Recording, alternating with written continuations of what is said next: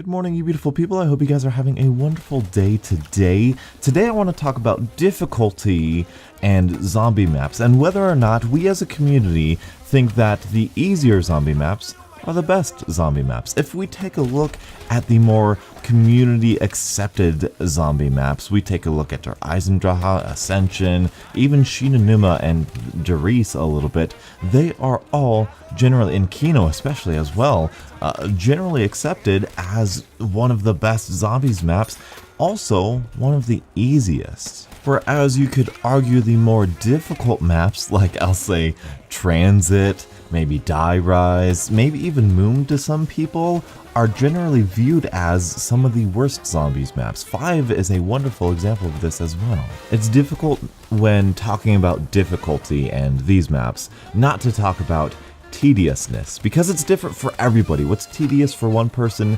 is pretty simple for someone else, or not as tedious for somebody else. This is very well apparent in Zetsubou no Shima. Half the community thinks that it's a tedious, difficult map. The other half of the community, myself included, think it is a beautifully fun and a little bit tedious map, a little bit prolonged map. But my question is, can a difficult map or can a tedious map be generally viewed as good in the community's eyes? I'm going to say yes, and I'm going to give you 2 examples, Origins and Shangri-La. Origins might not be the best answer because there was a lot of advancements, there was a lot of changes in the formula of Call of Duty Zombies with Origins, so a large part of the community welcomed that. Even if it were released today, it would be viewed as somewhat tedious. I'm specifically referencing the ice staff parts and how they're random, and how opening up the giant robot's feet is very, very difficult, as well as which robot spawns when is random. But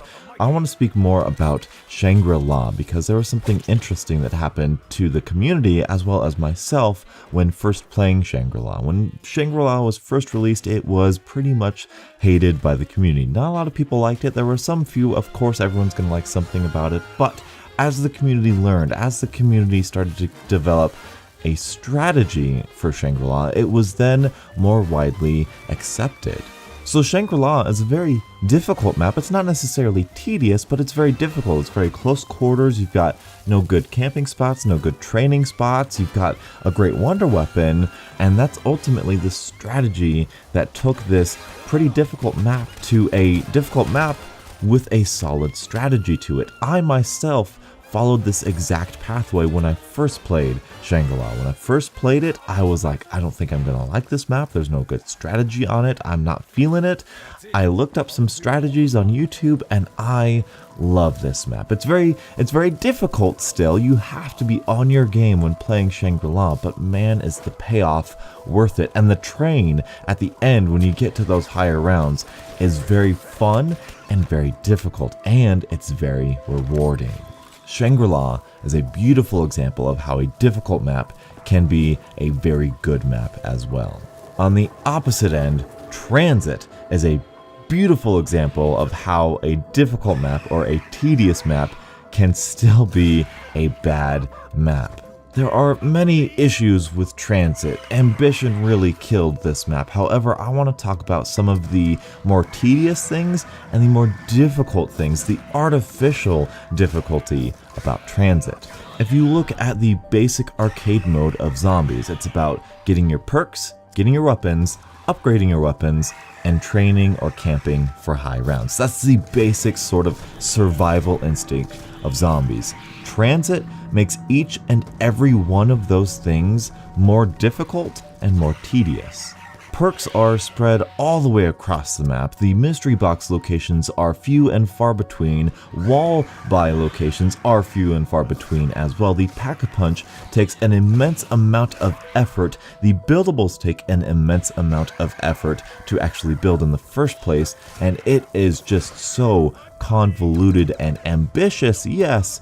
Difficult, yes, but also implemented very poorly if you ask the majority of the community. But why do we accept Shangri-La's difficulty and not Transit's difficulty? I believe this is because there is an actual strategy behind Shangri-La's difficulty. Once you are into Shangri-La, once you figure out your strategy with Shangri-La, it is like any other zombies map. It's more difficult because the tensions and stakes are higher, however you can still survive just as well on this map as on any other map. However, there is no strategy in Transit to make you get your perks faster. There's no strategy in Transit to make the box give you a better weapon. There's no strategy in Transit that makes you deal with the denizens or the fog or the crazy maze of a map Transit is any better.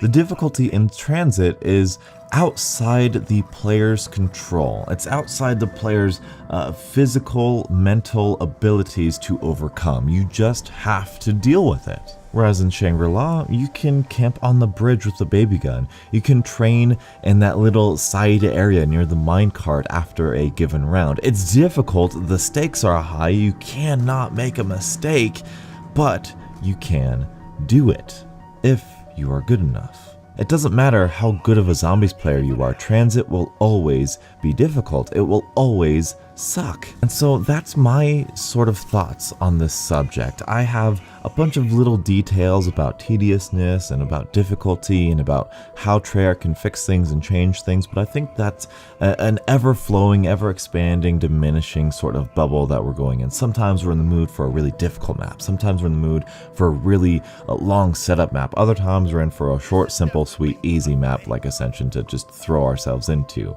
And so it's difficult for us to really pinpoint, okay, this is good, this is bad, but as a general rule, that's sort of the concept that I go behind. If you can overcome it with a strategy, then I think that difficulty is great. If you just have to deal with it, then I think that strategy is a little bit bad. Sort of like 5, you know, in 5, you just have to deal with the fact that you don't have any good weapons. There's no strategy to overcome that. There's no like good traps or anything, but yeah, that's my thoughts. What are your guys' thoughts on difficulty in zombies maps? Thank you guys so much for watching, and until the next absolutely beautiful zombies morning, I'll catch up with you guys later. And as always, stay beautiful.